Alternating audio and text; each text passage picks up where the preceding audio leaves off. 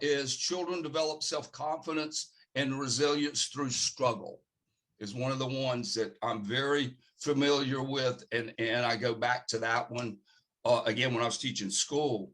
What was happening, as I mentioned earlier, these kids, when in elementary school, things were real easy. Everything just came easy. When they came to middle school and got into some, particularly foreign languages, which they'd never had before, all right?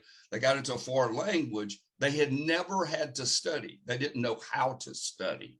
So they were complaining about the teacher. When they come to me, they were complaining about the teacher teaching the foreign language. I said, well, wait a minute, let's look at this. Is the French class you're taking, is it hard for you to do? Yeah, I just don't get it. Okay, so that's a whole different piece here. So helping them recognize, hey, it's okay. You're not supposed to know everything. That's why school, that's why we have schools, okay? And that's why you're growing. You're going to learn and grow through time. And so so that was really the thing. And one of the things we really want to see and talk about is with them is, and particularly with parents, is we don't want to save kids from struggle.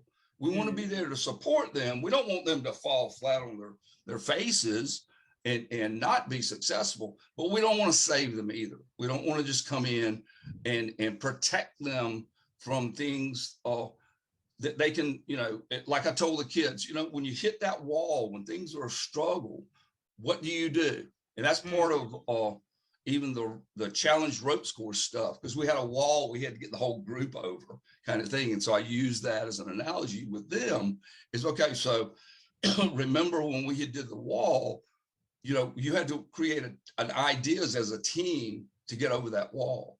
So when you hit that wall, what do? You don't give up. Do you turn to a friend that can help you, that understands math? You know, I mean, that would be me. Math, I can't add and subtract. Okay, so helping them recognize that struggle is okay. Trying to figure out how to get through that struggle is what's important. And be there to support them. Don't just, you know, nah, you'll figure it out. Okay, so what's the struggle here? What have you tried? Now, what can you go do?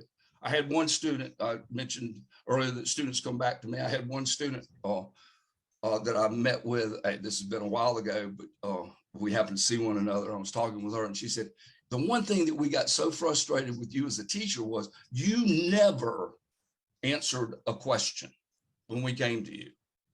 And I looked always send them to go and find it out for themselves. Yeah, and I was like, oh, and I kind of caught me off guard when she said it, you know. And I went like, huh? She says, when we came to you, and we've all talked about this, Mr. Talbert, you know, when we came to you and we asked a question, there was always out of your mouth a question back at us.